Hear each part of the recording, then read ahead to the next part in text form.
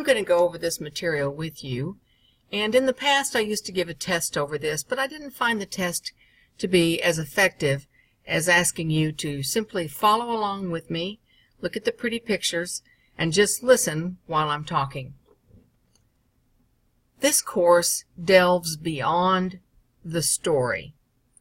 As you know, when you read a book or you go to a movie or you watch something on Netflix, you're watching the story, right? These characters do this, they do that, this happens, that happens, and then at the end of the story, this happens or that happens. That's the plot of the story.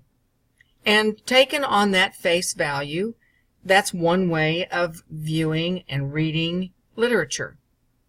But to take it a little dive deeper and to look into what is the human experience that can be taken from this particular piece of literature, or this Netflix series, or this movie, or this poetry for that matter. What can I see about my own experience as a human being by looking a little bit beyond the plot? And that's what we're going to be doing in this particular essay. And that's what we're going to be studying on this page. So stay with me and look at the next pretty pyramids that I'm going to show you. Okay, brilliant people, follow along with me. Let's take any piece of literature. Think about a film, think about something that you saw on TV, think about that piece of literature. Now first, we have the foundational skills of that literature, right? We have the film, we have the look of the film, we have the story in a book, we have the illustrations in the book, we have the words on the page. That's where we start, right? Next we go into the elements that go into making that particular piece of literature. And that includes descriptions, colorful descriptions, CGI if we're watching something on film. And we have those elements of that piece of literature that we are reading, watching, clicking out of, whatever we're doing with it, right? And the way that we are going to open that door into a deeper dive into that piece of literature is to look at the plot, which we already discussed. And the plot is where you would simply say, this happens, then this happens, then this happens, and then that happens, and then they die, and then this happens, and they get married, and then we all have a nice ending. That's the plot. Now, beyond the plot, we want to go into the elements of that literature. What was the author's purpose for creating that piece of literature, perhaps? That's one way of taking a look at a piece of literature, is why did the author feel like he needed to write this? And I think that's a very interesting thing to ponder sometimes. From there we have the informational text. That's also called exposition. And that means what facts does the writer give to us? Right? If we're creating the world of, what was that show y'all liked so much? Oh yeah, Game of Thrones. I didn't see it, but I know a lot of people liked it. But let's stop at that for a second. In that world that is created, there's information. In Harry Potter, there's a great deal of information about that world, isn't there? Because in order to create a world that's outside of our world, even if it's the world of New York City or Los Angeles, or which we have in some of the other elements of this particular essay, examples, whatever, there's information given. And that's the place that we want to start with any analysis of literature. What are the facts that the author tells us? Now, these are fictional. They're made up facts, but they work within the world that that author has created, right? And above that is the theme. What is it that I'm supposed to take away from this? Is there a lesson that's learned? Generally there is. Sometimes it's a statement about humanity, but there's a theme, there's a deeper meaning that I need to find in this particular piece of literature. And we'll look at that in a second. The figurative language. How are characters described? How are they depicted? And I know that there were some interesting choices made in Game of Thrones and Harry Potter. How's the figurative language, how that described, whether it's on film or whether it's reading? And I do want you to get used to reading. And it has become a situation in the world where it's difficult to pursue reading because it's such a visual time in life, isn't it? I mean, everything's on the screen of a phone. And so what I want you to do in this particular exercise coming up is you're going to look at both the written text of whatever you've chosen, and you're going to look at, in some cases, there is a visual form for that piece of literature. Like you read the book of Harry Potter and then watch the movie. So that kind of thing. Above figurative language is the poetry. Now you think, well, poetry is a poem. A poem is a poem. It's a thing that has a little stanza and has a little rhyme. But poetry can be a lot of different things, can it? When you start thinking about poetry as the music of literature, then you can open your mind to a number of ways of interpreting that literature. Now let's look at the words that are written on this particular study page. Let's go over this together. I want you to make sure that you get this. Here's sort of the long view of this. Normally, Canvas will take this information and make it visible on your computer screen. However, just in case that's a problem and it goes off the end of the page, here's a PDF, and so let's hope that one of those two options work, because I don't have any other options for you. So let's hope that everything works on this. But let's study this together. So if the PDF doesn't work and you can't see it on your screen, you'll be able to see it on this video tutorial. Okay, so we just talked about taking a bit of a deeper dive into whatever we've read and looking at it in more critical detail. And I'm going to pause on each of these pages, so just in case you need to go back and read this because you can't open it in any other way, then it'll be here on your screen. So what I'm discussing here is the concept of you've read something or you've watched something, and now you're looking at the transcript of the screenplay that you read or the play that you went to see, and you're asking yourself some questions. You know, why is this happening? Why is the author creating characters that do this, that, or the other? Why does Harry Potter always have these little problems? He seems to just go through growing pains in a very interesting way. Why? Why doesn't he just figure stuff out? All right, so that's kind of the questions that you're asking yourself, and there are a number of ways of addressing those questions. And there are different types of analysis for the literature. Let's look at those together. In the tutorials that follow, I'm going to be walking you through the process of writing the essay for training day, which of course is not one of the choices you have, so you won't be able to use that. But I'm showing you here whether this external site link works or not, I don't know. But the way to find the screenplay for something is to go to Scriptorama. There's also free scripts. There's any number of ways to find a script. Let's look at those together. I show you a little bit later on, but let's pause here. It's worth doing right now. I've come over here to Google and I've typed in the search bar. This usually works for me, you all. Whether it's a novel that I want to get a free copy of, or something that's not contained in the library, or a film, or whatever I'm doing, if I type in free script PDF, that usually helps me. And here you see my search landed me on several different versions, and I'll open one of these and find the screenplay that I can read the easiest that's available for me. You should be able to find any script. Sometimes it's not easy, and if you can't, then you'll have to go back and choose another character. But just to show you that real quick, let's go back to what we're studying. One of the approaches to literature is called traditional criticism. And in traditional criticism, I just look at the author's life. In the case of Harry Potter, I'm looking at J.K. Rowling, her life, her experiences. What was her fantasy world from? Did she study religion? Did she study Christianity? What kind of skills and life did that author bring to the table? And so I'm going to show how the work works in the pieces of the author's own past and their interests and so forth. That's called traditional criticism.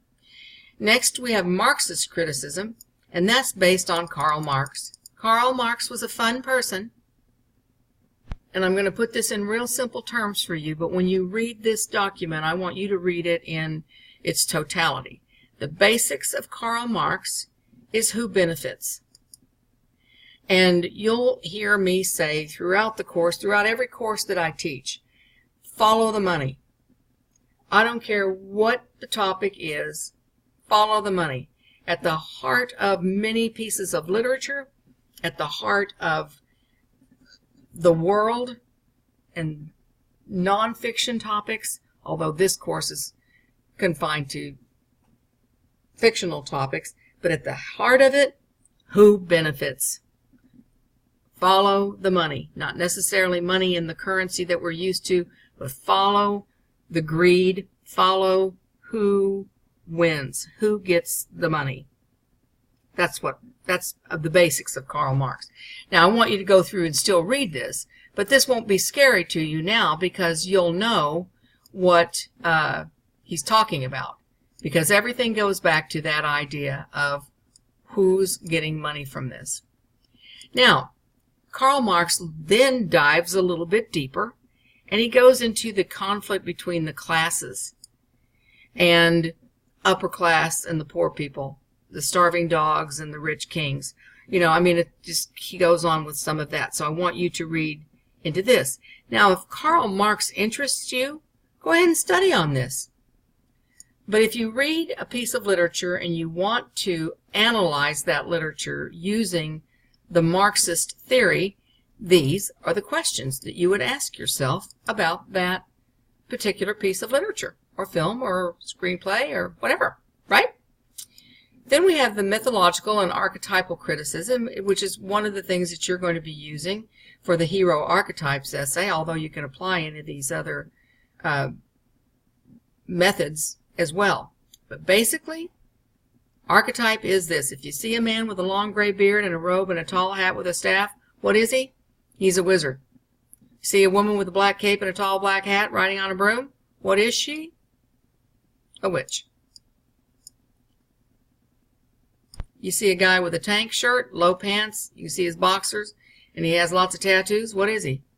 Well, you tell me. That's your analysis point, right? You see that? Okay. So look over this, and this is mythological criticism. And of course, there's some rules and some things to apply to that. Now, remember, at the very beginning of the semester, you completed for me assignment number 1, which was to define and associate colors. Remember that exercise? And I told you that that was a show of brilliance, and you probably said, yeah, she says that to everybody. But I don't say that to everybody. I said it to you, and here's why. In mythological analysis, everything has meaning. Everything has significance, and everything contains within itself an individual little theme. So when you assigned detailed descriptions to a color, you were exercising level 10 mythological criticism using an archaeological basis, and you didn't even know it. See, you're a genius. Stay with me. Mythological constructs also include numbers, images. Everything has a meaning, and that's basically the important thing to know about archetypes. Motif, of course, is the world of the story. Harry Potter isn't Harry Potter without the woods and the school and the thises and the that's. Game of Thrones isn't Game of Thrones without whatever it has. Training Day isn't what Training Day is if it's not for Echo Park in Los Angeles, right? Okay. Now going just a little bit deeper dive is formalist criticism. And that's where you take apart the entire novel and you see how each part contributes to the whole. Did you see that silly movie? What was that movie? Let me find it. It was that movie Inception, the one with Leonardo DiCaprio. And it's really a time warp. Things happen in time and then they go back in time and it ends with a little top spinning. You know, that might be something that I'd want to take apart, put back together again in formalist criticism. It's where you take the thing apart, you put it back together again, you see how each part contributes to the whole. This may or may not be important to you, but if you like it, Move on with that. It's a really fun way to approach literature. But it's not for everything. It really is something different. Psychoanalytic criticism is very simple. Why are they doing what they're doing? What in the world? That is psychoanalytic criticism. And you would apply any number of different ideas and plans to this kind of an approach. And some of you, when you're dealing with your hero archetype essays, might get into some of this. You might get into why this character does what this character does. Structuralist. Now, structure is a little bit different from form because you're looking at the structure of something. If it's told in flashback, why is it told in flashback? How's the work put together and to develop meaning, that sort of thing. Of course, the ever popular feminist criticism, which many of us love. And feminism is not just about men versus women. It's much, much more analytical than that. It isn't male dominance. It isn't any of that. It's feminism. Feminist criticism is how are women portrayed. And yes, of course, we are going to look at the archetypes for women. For example, if we have the woman with the tall black hat riding a broom, that sort of thing. Now, these are some of the aspects of feminism that, yes, you would want to ask yourself if you're dealing with that. If you've chosen one of the characters on the hero archetype list who's a female character who's oppressed or going through something else, that would be, you know, the character from Kill Bill, perhaps. Something like that would be an interesting way to interpret that and analyze that piece of literature. Now, I've taken you through a little bit of a history of feminism because some people are very interested in this, and it is an interesting way of looking at things. And if these questions appeal to you, this would be something that you would want to explore. If these questions don't interest you, then this isn't going to be a form of criticism that really is going to be your cup of tea. So move on, but do look these over and see if any of this appeals to you. As you just select the character that you've selected, you decide that what you want to do what you want to do. Now, everybody's favorite, and certainly a favorite of mine, and is a very personal way of analyzing a text, is reader response. And the reader response means, how do you feel when you read this text? How do you feel when you see this picture or when you watch this movie? Men might have a different reaction to this picture than women. How do you feel when you see this? That's reader response. Now, of course, that's the basis of reader response, and it gets a little more complicated than that because you have to understand. Then you say, why do I feel that way? And then you move on and you move on and you go, why? And reader response is a series of whys until you just can't ask why anymore. So that is the sort of Cook's tour of literary criticism. Now, literary criticism is going to take us to an understanding of what the theme of whatever we read was. And here are a couple of the common themes. Honesty is the best policy. That's a lesson learned. Blood is thicker than water. That's a lesson learned. Love conquers all human struggles. Live in the present. Death is inevitable. You know, that's a common thing. But there are several others than that. But this is just to give you an idea to get you started, because whatever you've chosen to write about in this essay will have a theme at the core of it, and you'll want to know what that is as you move through that process. And to conclude this little tutorial, and as we move on now to delving deeper into the character of the hero that you've chosen for this essay, we want to look at the world of the character, the cultural context of the character, the major accomplishments that makes that character a hero, the character's problems and challenges, the character's role in the development of the story, the character's personality, physical appearance, and the character's name. So this will help you as you move on to the next tutorials for the hero archetype essay. That concludes this little lecture. If you feel smart, You should feel smart because you followed along, and I know you did.